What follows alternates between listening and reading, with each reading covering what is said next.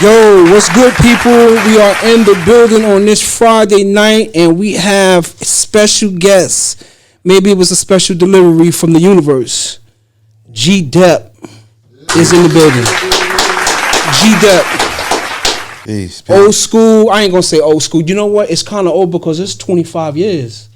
And I ran across one of your interviews, and you threw out 9-5 that you was putting out your tapes from back in the days. Yeah. I was looking at you on Math Hoffa. It's like, wow. So I know most definitely Gdep is from my era of boom bap rap. Yeah, for sure. The boom bap. And you got a new album coming out, Lessons Never Losses. Could you speak about that, brother? Yeah, man. Lessons Never Losses, man. It dropped March 4th. Okay. You know what I'm saying? We put it out there. You know, it was a COD project. You know, shout out to my bro Cover One. Yes, yes. You know, the whole, Lean Brothers. Yes, yes. We wound up getting, a couple of other producers on there, but that's basically, our thing, Mm-hmm. I was listening to one of these songs that you got up, Motivations. That one there. Oh, Highly Motivated. Yes, Highly Motivated. Excuse me, I'm sorry, sir. No, Highly Motivated, and like I said, Gdep is from my era of rap, and it's like regardless of how the way that beat changed up, that Timberland style of beat, you still gave it that New York City rap. Got you. Do you feel that you have to change your style of rap to be of the now? I mean, I wouldn't say change. You just gotta adapt to what's going on. You know what I'm saying? We can't be that, in my opinion. Right. I think we can't be that stubborn to think that we can just do. We can't. That we're not supposed to.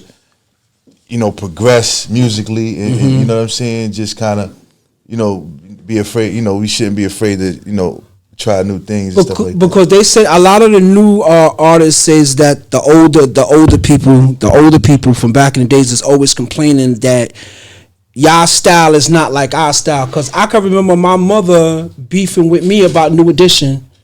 They not the Temptations. I don't want to hear that shit. And, right. I kind of sort of sometimes be biased to my kids sometimes when they rap, where I had to go in the room and kind of coach them a little bit. Could you slow it down a bit? Okay. Could you make a story with your rap and stop just killing people on your song? So how do you feel about it, the artist that's now? Is it too much violence? Op music, drill music, do you think it's too much of it? For New York. I mean, bro, like, I'm not gonna lie, like, we can't really act like we wasn't doing the same thing. You know what I'm saying? Like, our music was hardcore too. Like, you know what I'm saying? Like, we had like Onyx, yes, NWA, yes. Like, we had all the violence, right? Mm-hmm. You know what I'm saying? And, it's just a different form now. Like, you know what I mean? Right. It's just kind of like, it's more now that rap is so mainstream that people could see it more. You know what I mean? So I think that's the only thing that's different from us. I want to give an apology to you because I'm sending an apology for me, my family, and my friends for not getting that first album. And it's like, sir, I want to say this. The only song that was pushed in my brain was Special Delivery and Let's Get It. When I put your album on while I was smoking weed, doing remote work from the house, sorry, City of New York, I hope that y'all not getting that, but I put your album on and just let it go. Oh, wow. And it just went down. It's like, yo, the way that Puff and Harvey Pierre organized the songs, it's a perfect fit and a perfect flow.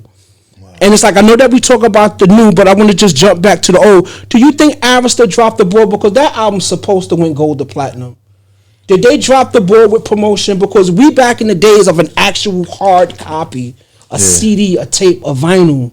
Right. Do you think they dropped the ball with that, man? I mean, I don't know what happened. Okay. But it would seem they dropped the ball. Okay. You know what I'm saying?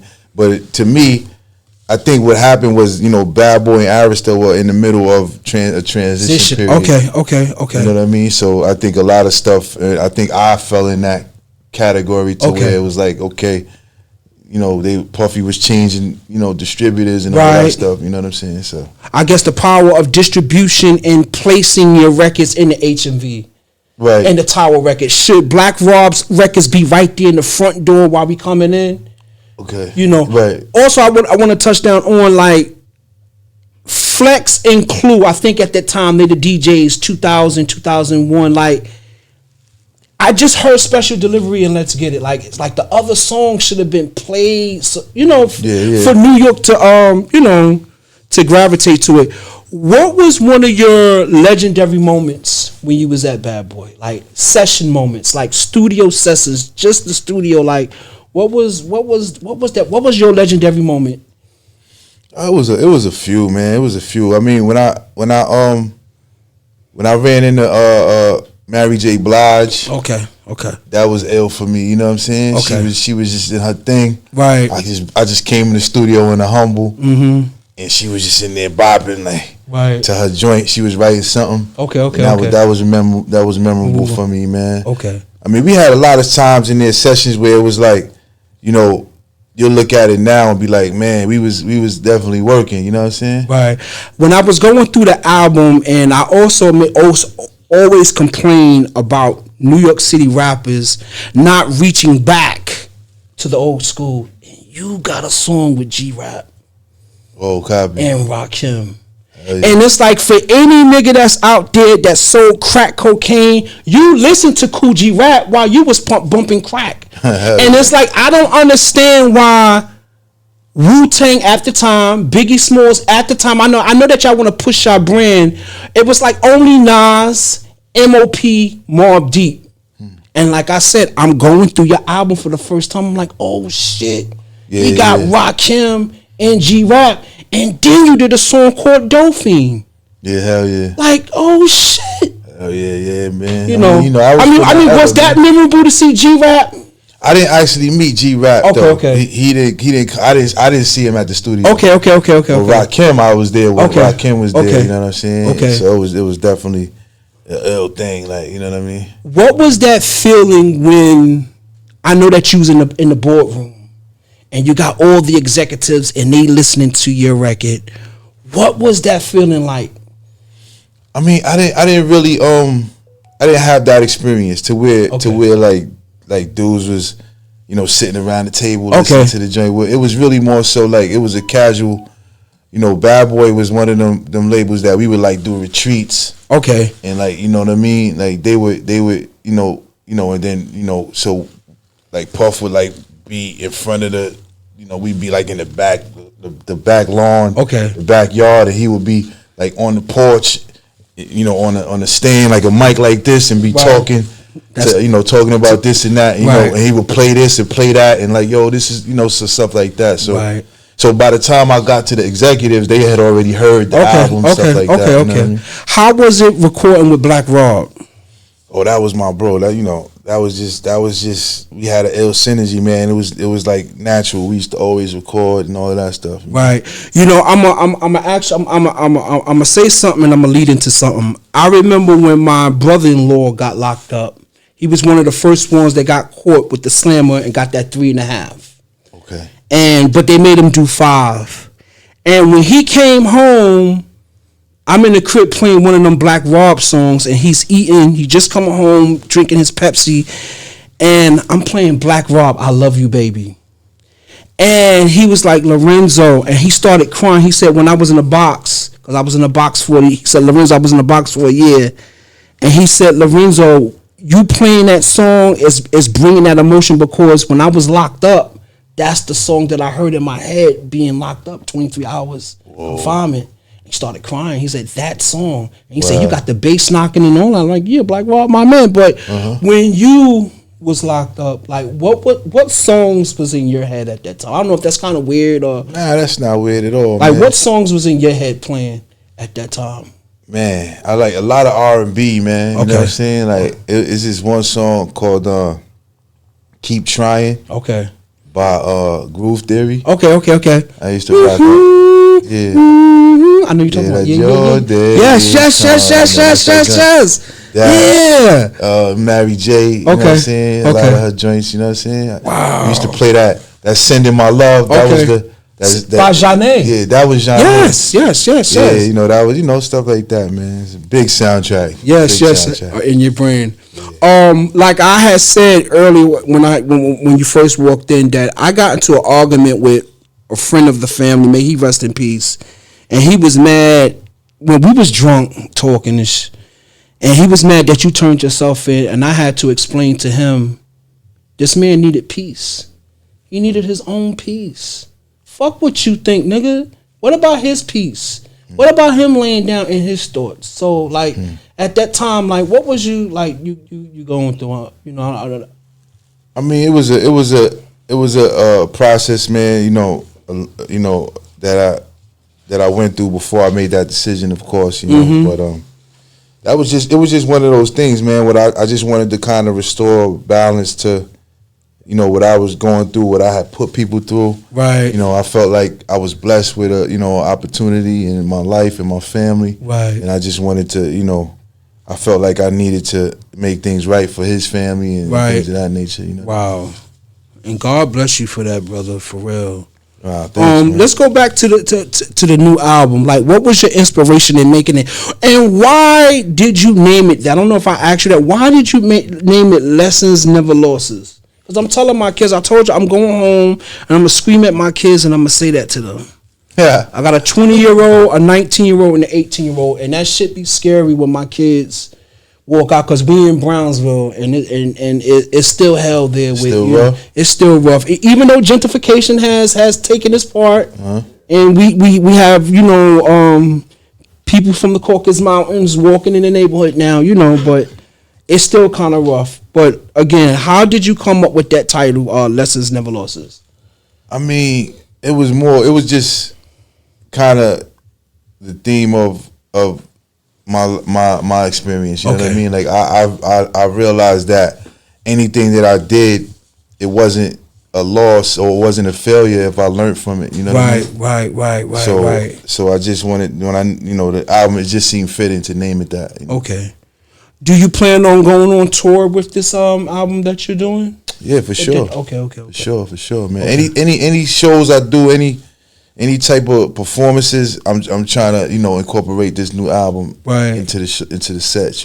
All right. Where do you mostly like to perform? New York, the South, L.A., Europe? Like, where do the fans just scream at you like you Michael Jackson? Yeah. Like where? Like what region? Like just scream. I mean, you know how even Jesus said, man, a prophet is not without honor in his own country. You know what I mean? Which really means that you never really get the love that you're gonna get abroad or elsewhere that you get in home. You know what I'm saying? Okay.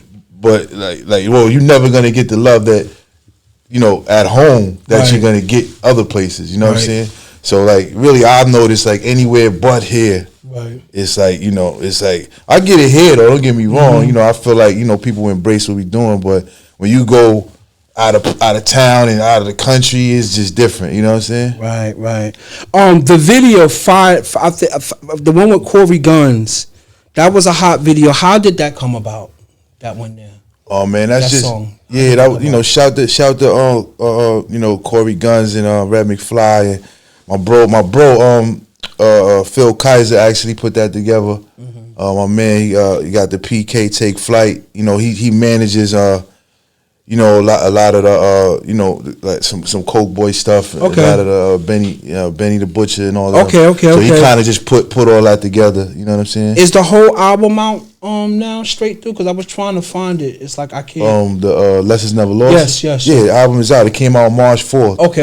So you can get it on any music platform. Right now. Spotify it, iTunes it. Okay. That's love. How was it growing up in East Harlem? I don't know if I asked you that during those times back in the days, the 80s.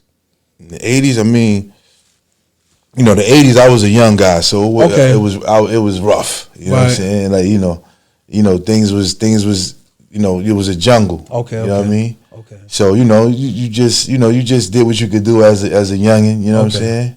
Did Rakim and Big Daddy Kane, did you ever have that debate? at that time growing up?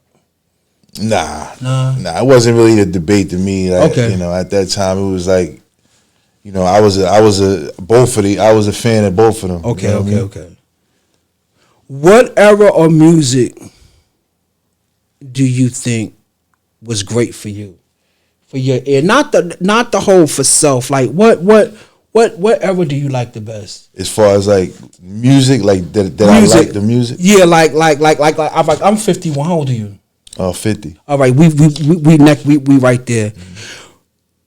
The transition from Run DMC to Rakim to Biggie Smalls to Jay-Z, DMX, Ja Rule to Black Rob, Shine, and Gdep.